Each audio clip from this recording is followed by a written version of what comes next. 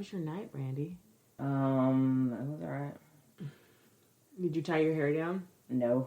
I couldn't find my freaking bonnet. I left it on the bed when we left. I left it on the bed. And then when I got back, it wasn't there. Last time I found it in my... It was actually in the dryer because it had ended up in my hamper and I washed it. Because it was missing and I was like, where is my shit? And then I found it in the dryer. How was my week? Let's see. Gracie had school. Oh, she didn't have class on Wednesday and so then got behind because... How could she get behind if she didn't have class? Because her teacher was uploading videos. Like, instead of doing the classwork with the students now, she uploads videos for them to go along with. That way, if it's going too fast, they can pause it, rewind it, whatever. Okay. But for some reason, she couldn't get the video uploaded or the videos, because she had uploaded, I think, 6 videos for Monday's work or Tuesday's work, and so she couldn't get the video uploaded for one day, so she had uploaded it the morning of the next day. So she had 2 days of work to do that day, and then on Friday she had to get her work done. Actually, we did all the work. That's what we did. We worked ahead, kind of, because on Friday was the packet return day. So I had her do her Friday's work on Thursday night, and that way we didn't have to worry about getting Friday's work done on Friday, and we could just come and do the packet exchange. But it was just like, and she's like, it's so much work. And I was like, it's not that much work. Like, you're going to complain about work when you get to college. Stop complaining right now. You're freaking 5. You're in kindergarten. It's not a lot of work. You're about to be 6. It's worksheets. All you do is trace and color, and that's it. You're not doing anything, like, strenuous. Well, I told Kendall, I was like, you need to keep up with your homework. It's just going to keep increasing. You're going to keep getting more and more. You need to keep up. It's stressful. So, but other than that, it was all right. My week wasn't too stressful, I guess. I was waiting to hear back from this lady on this freaking job that I'm supposed to start, and she hadn't contacted me. She's like, oh, I'll contact you by midweek. And then Friday came around, I emailed her, I'm like, hey, so I'm still waiting to hear, like, when can we do this? So I'm waiting for this lady, and that's about it. How was your week? I'm managing myself, so that's new. Like, it's like really seriously like working remotely and having to set your own schedule, accomplish your own goals, and set achievements for yourself, and it's interesting. It's cool. So I made it. I felt like it was a long week, but I made it through. This was the second week? Yeah, this was my second week of work. Week 2. Week 2 down. So, it's cool. It is what it is. The attendance thing is really driving me crazy at school. Like, they're like, oh, you have to answer a daily question. It's like, she's in the class, but if she doesn't answer the daily question, she's marked absent. I was like, that makes no sense. That's stupid. Like, she doesn't have all these classes on the same days. Oh, she has to go to all the classes every day and answer the daily question. I'm just like, this is stupid. She could just go answer the questions and not even attend class, and she'll be there. Like, I don't like them sending me notifications on all my, like, contact points, like, on my email, on my phone, and texting me. Like, that's too many points of contact at one time. They send you all those? At the same time. Absent. All at the same time. I'm just like, you guys need to stop it right now. Like, please tell me why. Because she didn't answer the question? Right, but then... Does the question have to be answered correctly, or does it's just like, hey, what color is the sky? And you could say orange, and then they're like, okay, great, you're there. It's just, oh, what do you prefer, dragons or dinosaurs? You know what I'm saying? It's just a stupid question. But the thing is, all of a sudden, she's getting marked absent from another class. And I was like, what the fuck is going on? And it's her PE teacher, because I don't think that she was doing what she was supposed to, because all of a sudden, she's absent on Tuesdays and Thursdays, the days that she doesn't have PE. She's absent on Tuesday and Thursdays because Kendall wasn't answering the daily question. But I don't think that woman was doing whatever she was supposed to previously, because all of a sudden this is happening. And I'm like, there's something wrong. Why are you marking my kid absent? Like, what the fuck? Right. It's dumb, and it's frustrating. And then, like, to put work on top of it, and it's at the end of my day. It's like at 6 o'clock, 7 o'clock when they're sending these notifications. I'm fried. I've got crazy children. I'm tired. And then, like, I have to figure out what they're going to eat. And it's exhausting. Yeah. It's really exhausting, and it's in your face all the time. It's like you can't get away from them. Mm-hmm. That's how my week was. It's just like, it's, what do you call it? It's overkill. And then you have to freaking, like, I don't know, just worry about other stuff. Ugh. I just want my time to myself. No such thing. No such thing. You can't be selfish or greedy anymore. Mm-hmm. Greedy? Yeah, greedy with your time. Stingy with your time. Oh. It's like, yeah, that's true. Sorry. Remember me? The child? Mm-hmm. I'm not in school. Hi. Feed me. Water me. Every day, Kendall, what are we doing? Oh my God, I don't know. What does that mean? What are we doing? Staring at each other. Do your work. What are we doing? Do your work. She didn't go anywhere this weekend because, like, last weekend, like, she's always ripping and running, like, going to her little friends' birthday parties and shit like that. So she didn't do anything this weekend. So she was like, well, what are we doing this weekend? I'm like, nothing. Nothing at all. She always has to be doing something. She always has to be doing something. I'm sorry, let me speak up because I am speaking really low. We have to articulate. So, yeah, man, I mean, and then we went out to a social gathering, and I'm concerned. You're like, I got COVID. I got COVID. Some chick poked me in my fucking eye. Oh, my God. I was just like, bitch, poke my eye. Like, why? Why did you do that? If you were wearing eyewear, that would have never happened. Protective eyewear. PPEs. Some goggles. Yep. Go out with some goggles on. That would never happen. Just wear goggles every day. You had your PPE on. You know what I want? I want some poke. I haven't had poke in a long time. I want some poke. Maybe I'll get some poke. Okay, get your poke. I want some poke. Some poke. You want some pokey? Ew, let's get into it. I don't like poke. It smells weird to me. I love it. It's delicious. Mm-mm. It's delicious. It's delicious. It's just too hot for ramen. Like, I'm not going to be eating soup because it's hot as hell. I don't need any more hot food. So. In the wintertime, I'll get some ramen. Have you made your own ramen? Made my own ramen? Yeah. No. Okay. It's hot. I don't mean like yesterday or anything. I mean, like, have you ever attempted to make your own ramen? Mm-mm. It's cool. They, like top ramen, sure. I'll make some top ramen. All you gotta do is put some meat and some vegetables in it and... Okay, so you would have made your ramen from top ramen. Okay. Yeah, like, Okay. Instead of like spaghetti noodles or whatever, like... No, not spaghetti noodles. Because the udon, I don't like udon noodles, they're too big. Right. But when I get ramen, I just get, because they have ramen noodles. And that's what they are, is just... Yeah, that's what they are. So, I usually get that, and then... But yeah, no. You could just put, some stuff inside the top ramen. Like an egg and the green onions and the cilantro and the garlic. Chop some chicken up. Yeah. Put some shrimps. You could really jazz it up. Mm-hmm. And you can make your own sauce, too. It's easy. I haven't tried to make sauce. I just...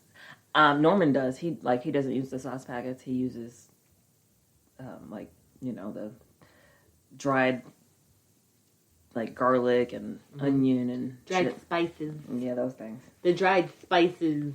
Yeah, no, I've done it before. I feel like it's just like broth, like a broth base and soy sauce and maybe some sesame oil, maybe some chili oil. Mm-hmm. And voila, there you go. Ramen. Yeah. I'm just saying you can make it instead of paying some assholes to make them the same shit for you. But they have the good meats. You can buy the good meats for yourself. But they have I don't know how to meats. prepare them like them, but I guess I could watch a video. Yeah.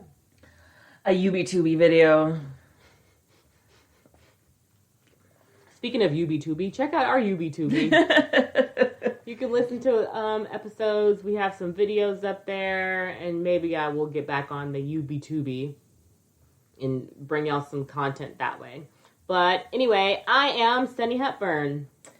And I'm Brandi Fleeks. And this is Book of Lies, the podcast.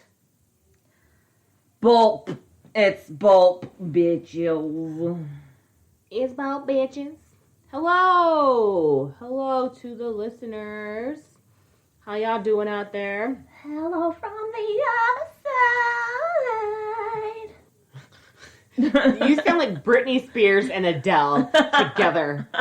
Like, I think if Britney Spears sang that song, that's exactly what it would sound like. That's what that shit sounded like. Oh my God. If you're a new listener, hello. Weird, right? Hello to our existing listeners. What up, y'all? How y'all doing out there? Thank you so much for listening. Thank you for sharing. Thank you for being you. And Thanks for being you. Thanks for being you. Hey, connect with us on social. And you can follow us on Twitter at Book of Lies Pod, on Instagram and Facebook at Book of Lies Podcast. And you can also listen to our episodes on our website at bookofliespodcast.com. Somebody's been listening to us on the website, so thank you so much. I was checking our analytics, and I was like, ooh, people are listening all over the place, and I love it. So thank you guys so much for listening. Brandi, what are we talking about? So today we're going to talk about this dickwad, Ooh. Tim Durham. He's called the Playboy of Indiana by American Greed. So, yeah, this guy did some shit. They all do some shit, but this guy did some shit. The Playboy of Indiana. Yeah.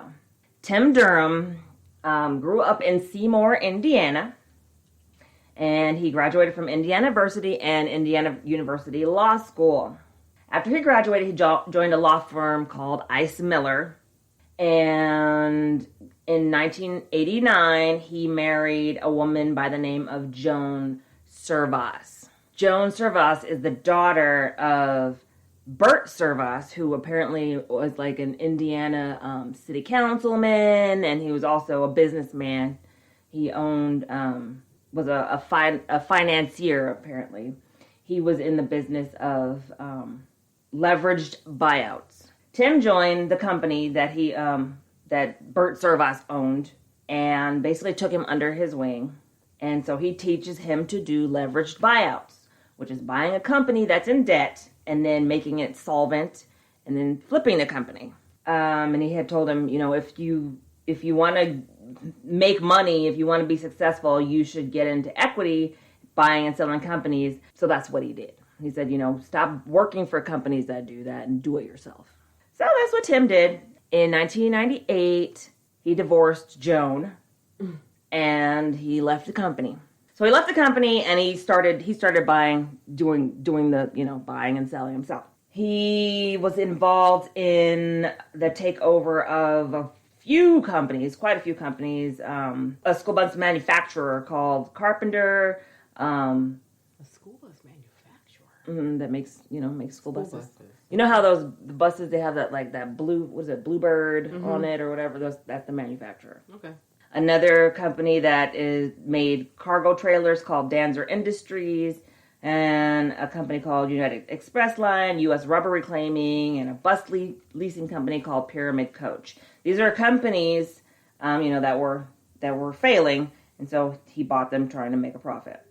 Well, he buys a company called Lake City Forge in Michigan, and he buys it with a loan, and he ends up selling the company, and this is the very first deal that he does, and it makes him $14 million. Well, very nice. So he's like, oh, okay, yeah, I can do this. I can do this.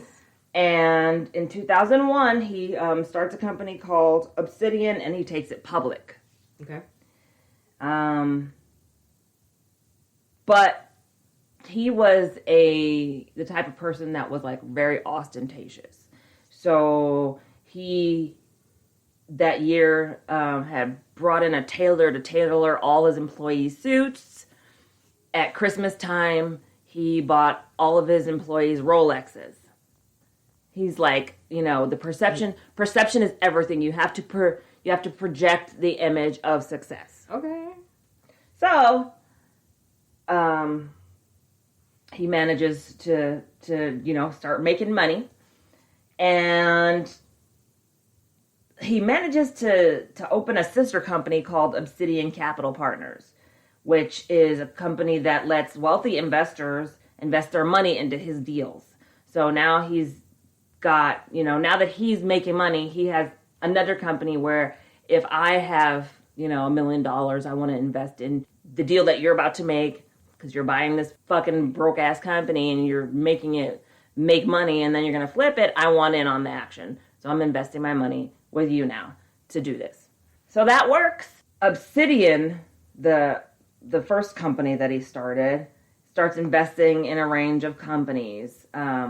It included a plastic surgery center, a rally car builder, a car magazine, a tour bus operator company, a limousine rental company, a nightclub, a restaurant, and a cell phone billing processor.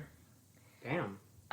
And he also did a deal that basically put him on the map, which was he invested in a company called Brightpoint, which was a mobile device distributor.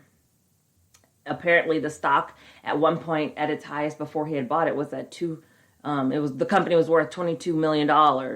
By the time he got to it, it had tanked to basically the company was only worth $5.6 million. So he invested in the company.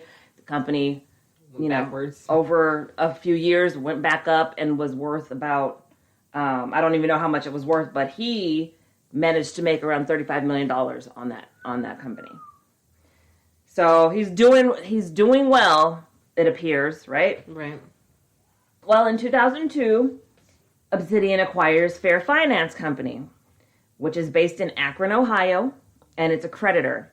So what they do is that they're basically debt collectors. They buy a company's debt or a company's they buy the debt owed to a company. Right. And they buy it at a discount. So let's say I'm a company, I have about $100,000 in accounts receivable. Mm-hmm. Well, you come to me as Fair Finance and you're like, okay, I'm going to pay you $90,000 cash right now for this $100,000 debt in AR. I'm giving them the debt for them to collect on. Now, I don't have to worry about collecting it, and I have the cash in hand. And you only lost 10%. Right. So they go after the individuals that owe the debt, and they collect on it, and any amount that they collect over that $90,000 is all profit for them. Right. Yay! Debt collectors. Fuck debt collectors. So that's how they make their profit, basically, is collecting on other companies' debts. Well, the company, in order to do that, because you have to have, cash to buy the debt in the first place, right? The way they're financed is through investors. And their investors buy certificates of investment or investment certificates. They have, and these certificates of investment are a savings vehicle for the people in Ohio who live in Ohio who are hardworking Ohio people, firefighters, farmers. Yeah. Good old Ohioans. Former nuns, people, people who bust their ass, basically blue collar workers who don't have a penny to their name other than their savings, after they retire, whatnot. Mm-hmm. Okay. So the company has a great track record, right? The company's been in business for more than 70 years. And the people of Ohio trust this company. They know they're one of the people who was interviewed. She said she knew the owner, the person who founded the company, mm-hmm. whose name was something Fair. I forgot, Jim Fair or something. And, it basically was a company that everybody trusted because the owner of the company, the previous owner of the company was basically your average Joe. Obsidian acquires the company. None of the investors know about this. They weren't informed that there was a change of management, ownership. A change of ownership. Like, a lot of these people didn't know anything about, like, what had transpired. Like, the business transaction that, basically made their money change hands. It's still in the company, but now some other person is owning it, right? They have the keys to the castle. Right, basically. So, Durham and his business partner, James Cochran, who is the CEO. Jimmy Cochran? No. Johnny Cochran. Johnny Cochran, that's his name. No. Jimmy. This person, his name is James Cochran. While they're doing that, they start a company called Durham Cochran. That's the company that acquired Fair Finance. It wasn't through Obsidian. It was through through Durham Cochran. Okay. I think I said it was Obsidian, but it's not Obsidian. It's Fair Cochran. Fair Cochran. It's Durham Cochran is the company that acquires Fair Finance. Okay. And they bought it through a holding company in 2002. So, what's his name? Tim Durham. There's Tim Durham and there's Jim Cochran. So, Tims and Jims, man. Yeah, Tims Tim and Jims. Jim. So, Durham is a flashy type of guy. He did an interview. There was like a bunch of interview footage of this man. I was like, why is there so much footage of this man?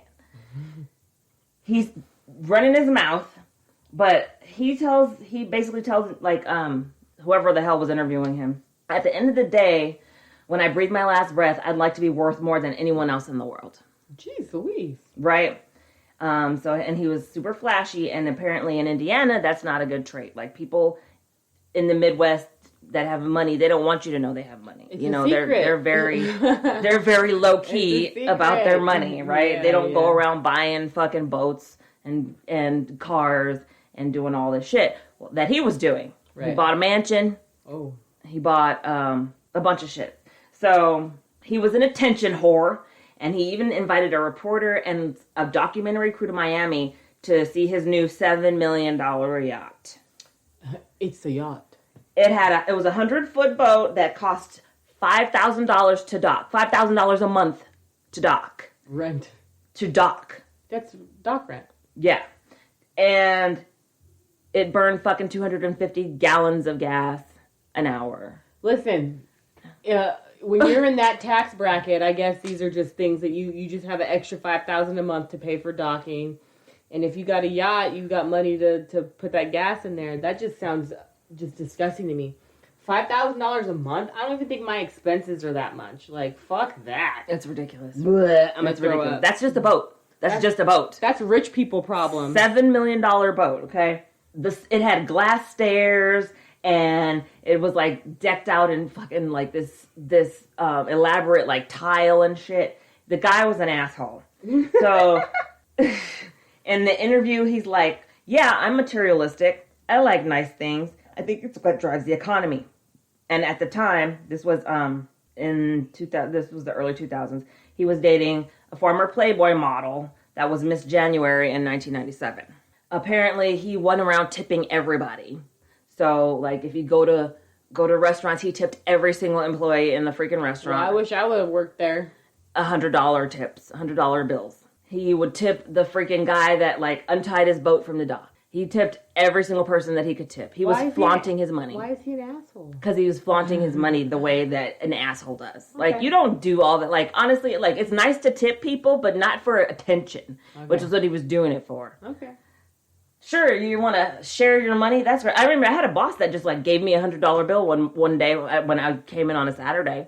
He was like, thanks for all your hard work, and gave me a $100 bill. I was like, thanks, Joe! I'll be back next Saturday. He died. Oh. He died, he had a heart attack.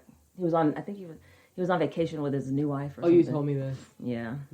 The world needs more people giving out hundies. Yeah, he basically wanted everybody to know he had money. He built a 2-story, 20-car garage for all of his fucking toys. He had a 70-car collection of classic and new cars. He had a fucking Bugatti, and he was like, "Oh, the key costs $5,000 to replace, so I gotta keep an eye on the key." He had a fucking Duesenberg. You know what a Duesenberg is? The Duesenberg was the car that Daddy Warbucks was riding in. No. In freaking Annie from the 80s.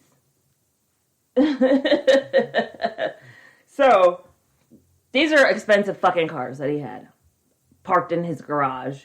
And then and that only fit 20 cars. So, of course, he had to put these other cars in other places. And he was bragging that, one of my friends is Ludacris. He calls me, he's like, "Hey, what car are you in today? What car are you in today?" And he's like, "Oh, well, it's raining today, so I'm in the Bentley." And he was like, Ludacris was like, "That's your rainy day car?" And I'm just like, why are you even talking this much about your fucking cars? They had done like a couple of magazine features about him because he was trying to present himself as a successful businessman. Right. So I'm a businessman. I'm making all this money, but I'm talking about my cars. Like, you're an asshole. Let's not fucking like mince words here. You're an asshole. So he also starts to do invest in his own vanity projects like restaurants and the race. Like, all those things were like his vanity projects. The ones that I mentioned earlier, the magazine, the other shit. What was it? The limousine rental company, the nightclub, the Italian restaurant. Those were his vanity projects. And the plastic surgery center, rally car build. Like, he had companies that he was flipping, but these companies specifically were his that he kept. Okay. And so was Fair Finance. That was a company that he kept. Okay. He wasn't flipping in that one because it was already a successful company. So he's just making all these millions flipping companies, investing, sticking around, building them up, and then... That's what he's supposed to be doing. Cutting bait. Oh, and he's not. Oh, God. Okay. Because I'm like, damn. Why are we talking about him? What did he do? That's what he's supposed to be doing. Got it. So, but he started getting into all of his vanity projects. And he even bought National Lampoon Incorporated. Because, like the National Lampoon movies and the National Lampoon magazine, those are a company that, they're, National Lampoon is its own brand. Mm-hmm. Well, apparently it was struggling, so he bought it. Okay. Christmas Vacation, all the Chevy Chases. Uh-huh. He bought the company. That was one of his passion projects or whatever. In 2007... he throws himself a Playboy style. And he's still living in Indianapolis, Indiana right now. Mm-hmm. He throws himself a Playboy style fucking 45th birthday party. He flies in models from LA, has a bunch of naked women running around. Mm-hmm. It's a pajama party, so he's got on silk pajamas trying to, basically emulate Hugh Hefner. Mm-hmm. He's got women on his arm. He's got, people running around. It's fucking extravagant. There's booze everywhere. There's bitches with painted on bathing suits. It's a thing. It's a shit show. It's a thing. He had that bitch Megan Hauserman from Rock of Love. Remember her? Did you watch Rock of Love? Oh yeah, the bad Megan. The Megan, the one that got her own show, Megan Wants a Millionaire. Yeah, she was like the skinny bitch. She was awful. Bitch. She was awful. She was. They interviewed her on here too. On the show. Sharon Osbourne was like, "You should never procreate. Don't have children." She has one. She has a little boy. But she was on I Love Money. Mm-hmm. She was on what is it? Rock of Love Charm School. Yeah, Rock of Love Charm School. Because there was Flavor of Love Charm School and there was Rock of Love Charm School. I think it was they were all in school together. Because Sharon Osbourne was on the Rock of Love one.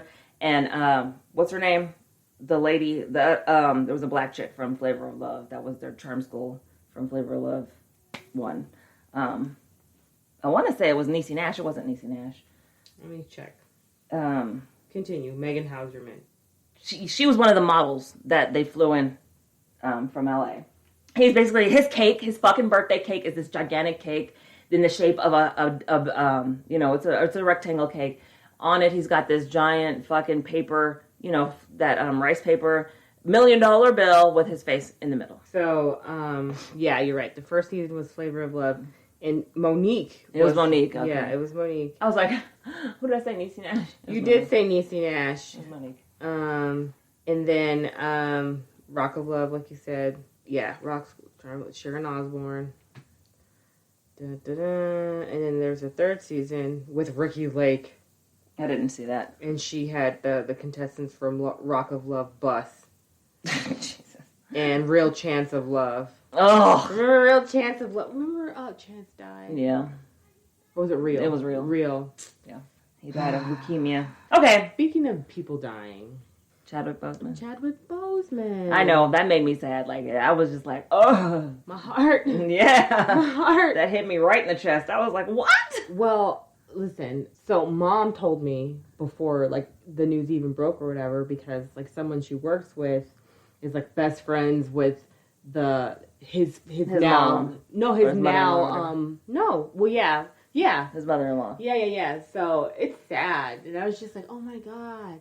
But, like, cancer sucks. He's been battling it. And I mean, I don't love this, but I love that they kept it pretty tight-lipped. Well, apparently that he was filming movies during the time, like, between chemo treatments and surgeries, he was filming movies. Yeah. Like, homeboy persevered through all of that shit. Yeah, and I would look at pictures like, oh, he looks kind of thin in this one, or, like, you know, wonder what's going on there, but never thought about it, never heard not a whiff of it. Mm-hmm. And just when Mom sent me that text, like, Chadwick Boseman died, I was like, excuse me? And she was like, yeah. And I was like, who? And she was like, Chadwick Boseman. I was like, Black Panther? And she was like, yeah. I was like, shut up. You lie. You lie. Yeah, I got an alert, you know, because I get the alerts from CNN and Google News, and I was just like, oh, nuh-uh. Mm-hmm. Like, no.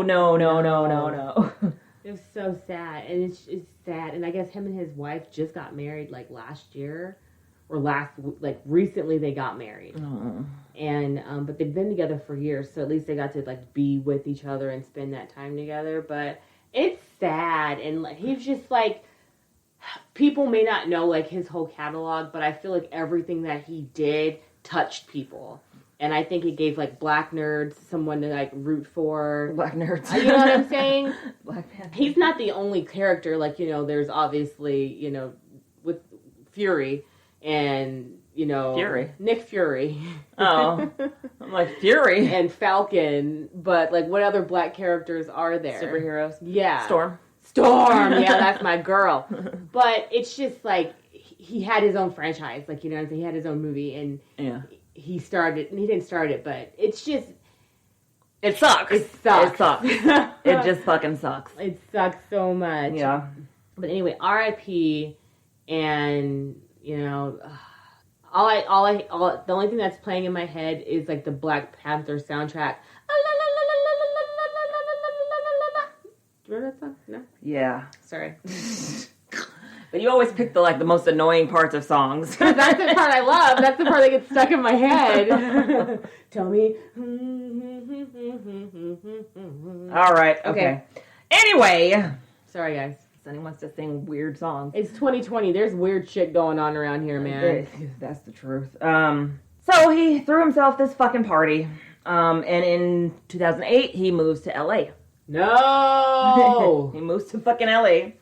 Buys a $3 million fucking house in the hills.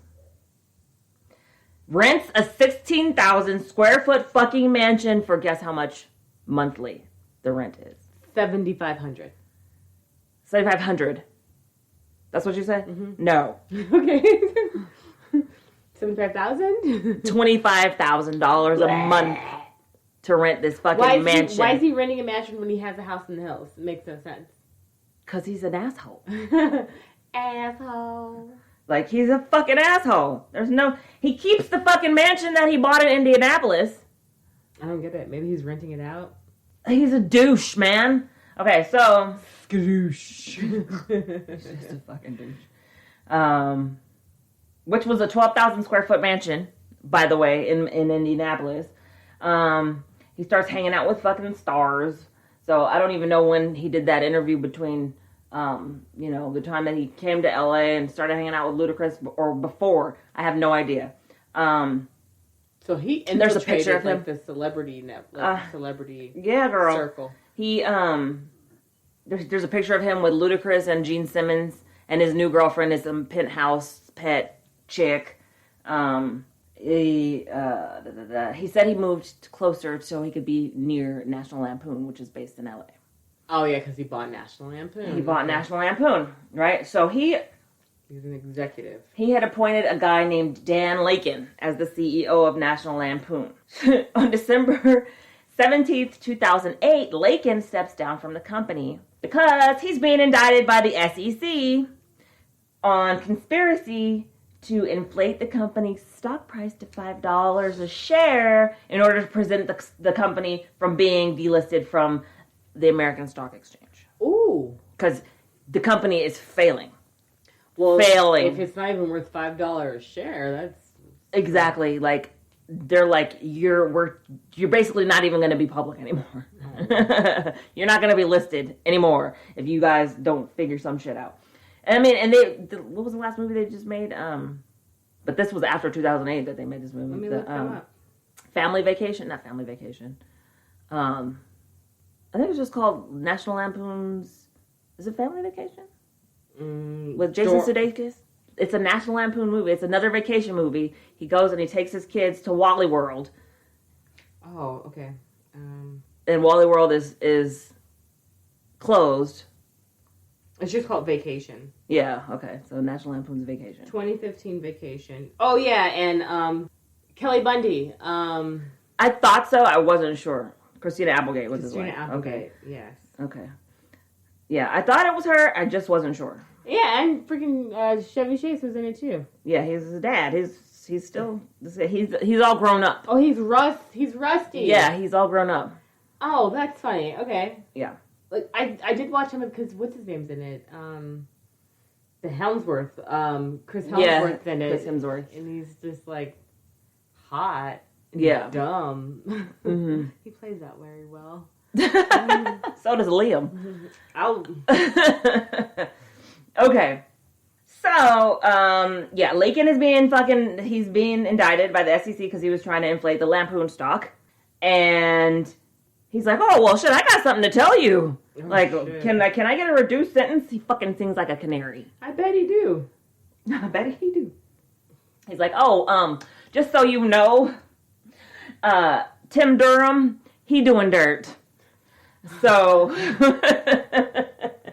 You want the tea? Come get a cup, okay? So, he fucking sings like a fucking canary. From 2001 to 2006, Obsidian lost $30 million. I'm sorry? Obsidian, the company that was supposed to be flipping companies, lost $30 million. Okay? Ooh. There's a bank, I guess there was a bankruptcy trustee, whatever. During that time, Obsidian was borrowing money from Fair Finance, which was fucking making money. Mm-hmm. This fucking asshole, Tim Durham's lifestyle, was funded by the money from Fair Finance. I bet it was. So, he was borrowing money, taking out loans in his own name, taking out loans to his fucking friends and family members, and taking out loans to fund his passion projects to the tune of $144 million. Woo, woo, woo. Woo, woo, woo.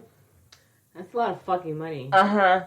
So, he was basically using the company like his own personal bank. He took out loans in his name and the names of his companies and never repaid these loans. And they're like, well, he might have meant them to be loans, but with all the money that he kept, basically borrowing, he had to be like, I'm not ever going to be able to pay this back. Well, Fair Finance investors still have no idea what the fuck's going on with Fair Finance, right? So this dude is basically flaunting all this money that he doesn't actually have. So the FBI gets involved. After he tells them this, they get involved. They're like, okay, we're going to subpoena the financial records from Fair Finance. They go and they see that there's all these transactions going from Ohio to Indiana, where he was living. And the accounts are all held by him and his mom, because he was, giving other people money too. So they're like, okay, this looks fishy. We don't have really enough evidence to charge him with anything, so let's do some fucking digging. They get a warrant to tap his phones. Uh-oh. This fucking dude! The conversations that he was having with Jim Cochran of Durham Cochran, his other fucking business partner, right? And Rick Snow is now the CFO of Fair Finance. So he hears them fucking having, the FBI hears them having all these fucking conversations, talking shit. Talking about how the investors are worried that their money's being used to fund their lavish lifestyles. And, what's his name? Rick Snow's like, no, he's telling the people on the phone, no, they're like asking, hey, are you using our money to buy your houses and stuff? And he's telling them, no, we can't do that. That's not happening. No, absolutely not. We're not doing that. But they were. Yes. The people who had the most money that invested in the company were the ones that they were talking to. Like people who had more than $200,000 invested with Fair Finance were the ones that were like on the phone all the time. They were fucking concerned. They would call and ask questions, and the company, the fucking CFO would just, basically blow smoke up their ass. But the company was broke, and they started delaying people's interest payments. They started delaying people's withdrawals, telling them you're going to have to wait some weeks. There was a man who fucking, one of their customers who had passed away, and the family was trying to, collect his money, and they were like, oh, you're going to have to wait a few weeks. And they were he was like, basically, oh, God, fucking asshole. Durham's on the phone telling him to tell them, oh, yeah, you can tell an executor you're going to have to wait a few weeks. Talking about, he was like, it's okay. I don't see a big deal about it. They're not going to redeposit with us anyway, so who gives a shit? Wow. And fucking Cochran is on the other end of the phone going, yeah. Giggling and giggling. Yeah, I agree. I agree. Totally right. Fuck you guys. So, November 2009, he's trying to raise money, $250 million from investors. Basically trying to get in new investors. Trying to blow smoke up the current investors' asses, right? But they have to go through the Ohio Securities Office in order to do this. They get on the phone, and they're talking shit about the guy, whoever their point of contact is at the Ohio Security Office. Mm-hmm. Basically like, oh, well, we can just bury him in paperwork, just give him a bunch of all this paperwork, and, so much that it'll overwhelm him, because, he doesn't seem like a very smart guy anyway. Wow. They're like, my guess is he's not a financial genius, so let's just pile a bunch of paperwork on him so he gets overwhelmed. And they also put out a fucking commercial on TV trying to attract investors and trying to basically quell those concerns of their current investors, telling the company that they're in good shape. Meanwhile, they're also representing that they have collectible debts from companies that they don't. So there's a bunch of companies that they still have that are fucking bankrupt. These companies have no money, and they're telling them that these are good paying companies, but they're not. They're not making any money. There's no money coming in. It's all going out because they're not doing what they were supposed to be doing. They were supposed to be collecting, buying the AR from other companies, but basically that company just started funding, Fair Finance just started funding Tim Durham. So they're not actually working to do any business. Mm-hmm. And his flipping company is not doing anything anyway, because he now is sitting on all of these projects that are for shit.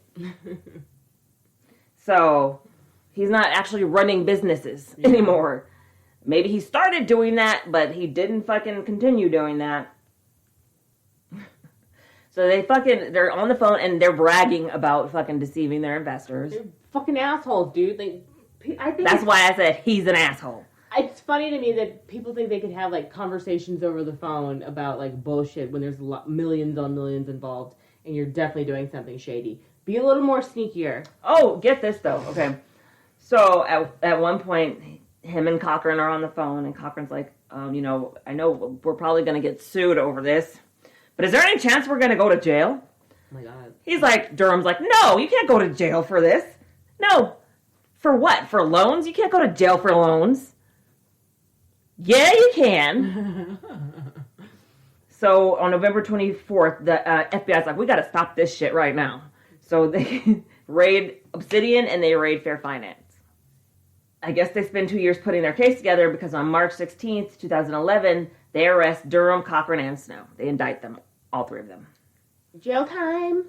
Their counts include conspiracy to commit fraud, wire fraud, and securities fraud. And their trial begins in June of 2012.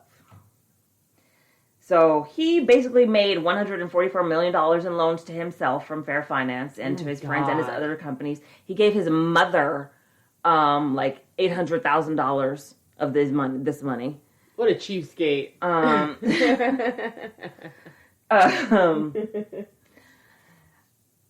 And on June 20th, they are found guilty.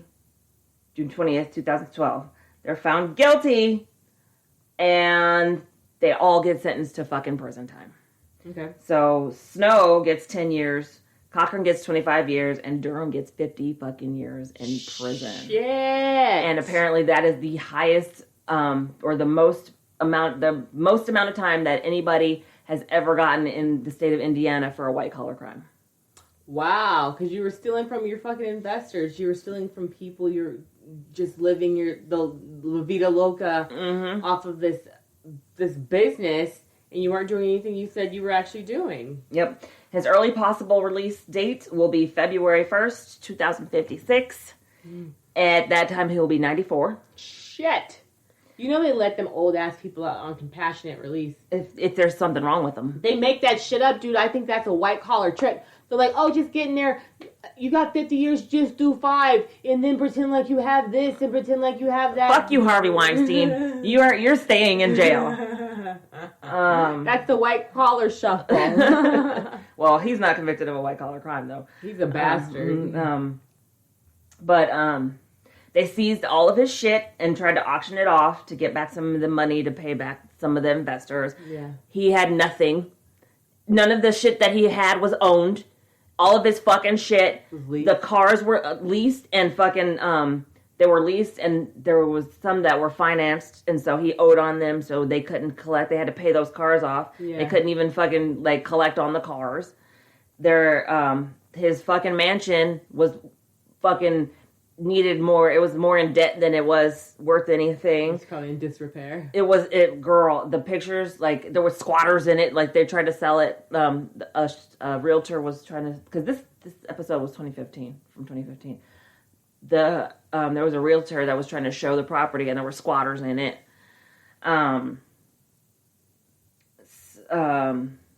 I think squatters really have, like, a Frank Gallagher, like... mentality. Yeah. Oh, so I've decided when you were out and you start drinking and you don't want to go home, I'm going to say you're going Gallagher. You're funny.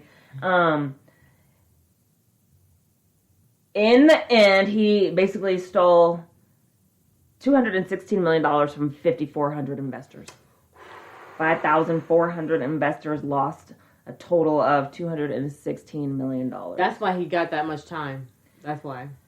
And they were all elderly people. Or the families of people who had passed. That's fucked up. That were expecting their money. There was one of the old guys that was interviewed. He said that he went, that day that they got raided, basically the customers, couldn't get into the building. There was one lady that was sitting on the ground crying. And the guy was like, oh, I'm sorry, do you need help? Like, are you cold? Do you want to sit in my car? She's like, no, I'm fine. I have my car's over there, but I have no money. He took all of their fucking money. Their life savings. That's fucked up. All the money that anybody had to basically try to, take care of their families after they passed. Or there was the lady that was a retired nun. She said, because she's a foster parent now. She said, I'm going to have to watch kids until God calls me home because I have no money. And that's the only way. Her Social Security only pays her $102 a month. What? So she basically has to be a foster mom till the day she dies because now she has nothing. Because she was a nun. She was a nun. $102? Mm-hmm. I remember that episode of Again, shameless. Frank gave him his real social. He was like, if I try and retire, how much will I get? She's like, you'll get 5 cents a month. Get out of here. He was like, jeez. You work hard for 4 months and blah, blah, blah. So stupid. He's such a scoundrel, but that's sad. That's really sad. Yep. I need to do something so he's with sitting in prison right now. Good, you son of a bitch. Rotting. Well, I need to do something with like my 401k, because I don't know if I can invest yet with my company. I don't know if we even offer that. I need to find that out. Put it in a 301B or something. I'll put it in the IRA, I think. Yeah, that one. That's the one I meant. Not a 301B. Yeah, but I feel like I want to invest in something. But invest. Are you still doing stash? I signed up, but I never. I feel like it's difficult to get it like configured. Like I'm like I just wanted. It was confusing to me, honestly. I think it should be a lot more simple than it is. Okay. Anyway, that's fucked up. Fuck this guy. Yep. Fuck you, bro. Oh, and then they were like, he was like, well, you know, it was during the 2008, basically the real estate bubble. Mm-hmm. It was during, you know, the when the economy was going through a bad time. The judge was like, I don't give a shit. That's not an excuse. That's the worst time to steal somebody's money. So, yep. It was just fucking fucked up. What was his name again? Tim Durham. Tim Durham. Mm-hmm. What a dick. Major dick. Major dick. Alright, so he's in jail. He's not getting out. And when he does, he's going to be 94. Yeah, they were like, he'll probably die in prison. So, 2056 is a long way away. It's only 2020, and this is a struggle right now. This is a struggle year. Mm-hmm. Seriously. Alright, interesting. Do you have a thumbs up for the week? Oh, my thumbs up for the week. Let me think. Your birthday's coming up. That's not a thumbs up. I got you a present, so if you don't want to celebrate your birthday, this year is canceled. I'll take it back, but I did get you a present. Mm-hmm. Oh, you already got it? Yep. Wow, that's some forethought. It is. I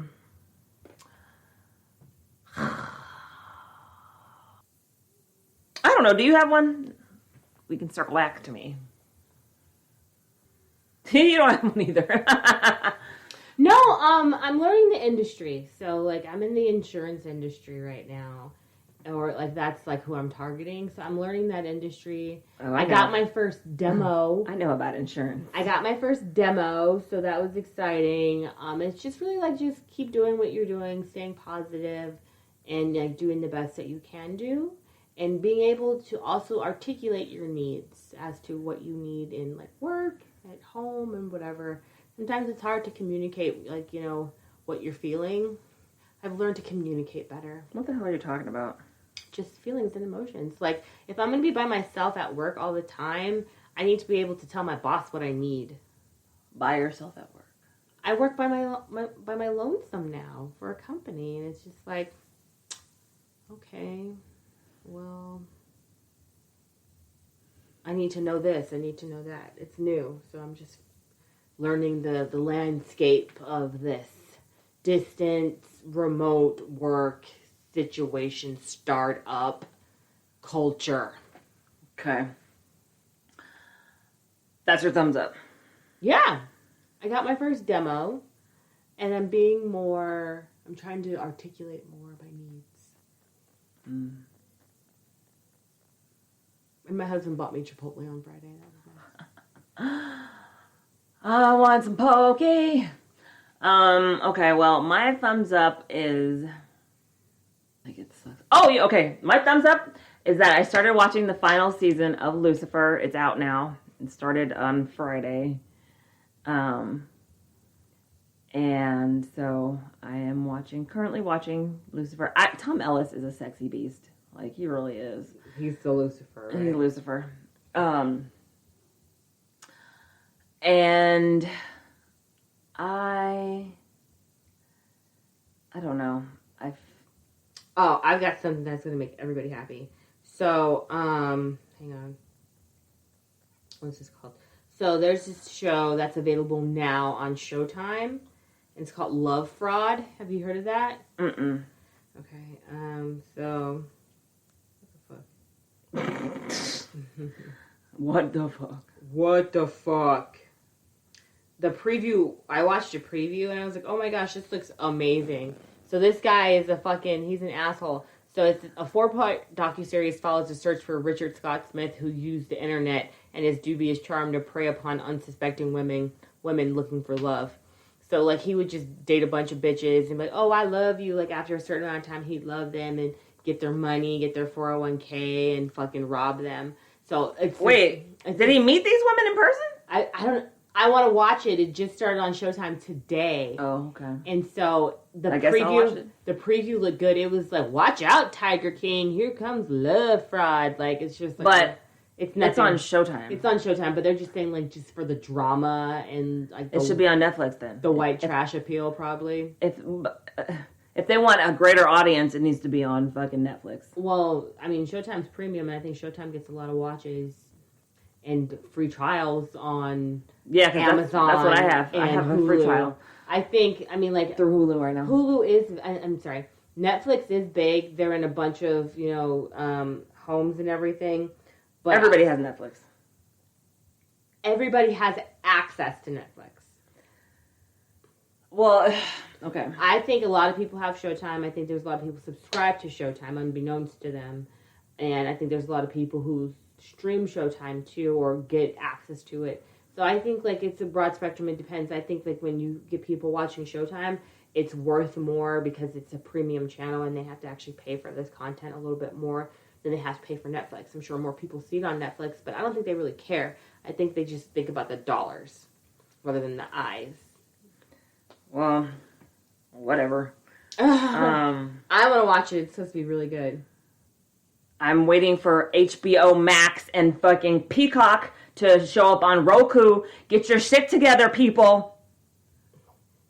It's not available. It's still not available. They took off HBO Go. So now it's like, oh, well, fuck you. You want to watch HBO content? Can you watch HBO Now? No, HBO Now is a subscription through Roku. So you have to sign up for it and pay for it. Right. So if you already have a subscription with HBO, like through your provider, you can't watch it on fucking Roku. Because that's HBO Go. Right. That's silly. I need to get a new streaming device for our TV downstairs. Do you have any suggestions? You don't like Roku? The TV downstairs doesn't have anything. Well, you're giving me all this bitching about Roku. I will be able to watch HBO. It's not on Amazon either. It's not on Amazon Prime either. Or, I'm sorry, Amazon Fire Stick. I'm not watching any HBO anything. I'm not subscribed to it. I can't get to it on, like, my TV in our room because... You said you need a device. I want a new device for downstairs. So, what's your question? Any suggestions? Either way, you're not going to be able to watch HBO fucking Max. What if I get a different... You can watch it on your computer. What if I get a Chrome? A Chromecast? I don't know anything about it. I have not seen that. Or I get Apple TV. Apple TV box thing. I don't know. All I know is it's not on those two. It might not be on anything because fucking they can't get their shit together and fucking, negotiate a price. Just fucking pay. Get people, together, I want to watch some shit and I can't because you took it off. It's messed up. They took away my access. I'm sorry. Ugh. But I did, that's how I watched American Greed on Peacock, but I had to watch it on my computer because it's not available on Roku yet. Well, yeah, I don't know. Anyway, let me see. I still need a thumbs up. You said Lucifer was your thumbs up. I know, but that's just like, I just show I like. Oh, my leg. You did your hair. It looks very pretty. You also did my hair. And I love it. That's my thumbs up. I love it. Fabulous hair. Hair by Brandi. I guess. That's it. I guess that's my thumbs up. It'll be okay. I have to start doing things I have to start finding things to be happy about again, so. It's okay. It's an uphill battle. Life's a struggle. And gotta take it day by day, sister. There's just so much bullshit happening. People getting fucking shot. I know. People dying. People, doing dumb fucking shit. I'm just like, why can't everybody just stop the bullshit? And then we've got that fucking as Kid Fury called him President Goldfish, sitting up in the fucking office. So, you know, I'm tired. Like, if I could go, like, to the moon and just live on the moon, I would. Yeah. Like, this is a nice view. Shit. I think I will start claiming refugee status. You know what? I'm gonna just go with my husband in the Bahamas because he's a citizen. So, and I think Brindley should get like dual citizenship. So, you know what I'm saying? We might be making move to the Bahamas. I can work from there now. I'm remote.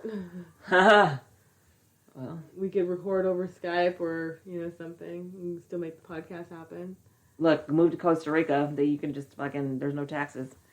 I guess gotta find some renters for my house. But it's all good. You can live in a van. Ew. In Costa Rica. Well, we're gonna get through this, guys. It can't last like this forever. And if it does last like this forever, we need to adapt. We just need to adapt. I don't fucking know what else to say. Survival of the fittest. Survival of the fittest. So thank you guys so much for listening. Hey, if you like this episode or any of our episodes and you have not left us a review, please leave us a review. Go to Apple, leave us a review. Podchaser, Spotify, leave us a review, please. 5 stars. Give us 5 stars, please. Thank you so much. And subscribe and come on back. Definitely connect with us on social, on Twitter at Book of Lies Pod, on Instagram and Facebook at Book of Lies Podcast. And you can always visit our website. I need to update that. But you can listen to all of our previous episodes on bookofliespodcast.com.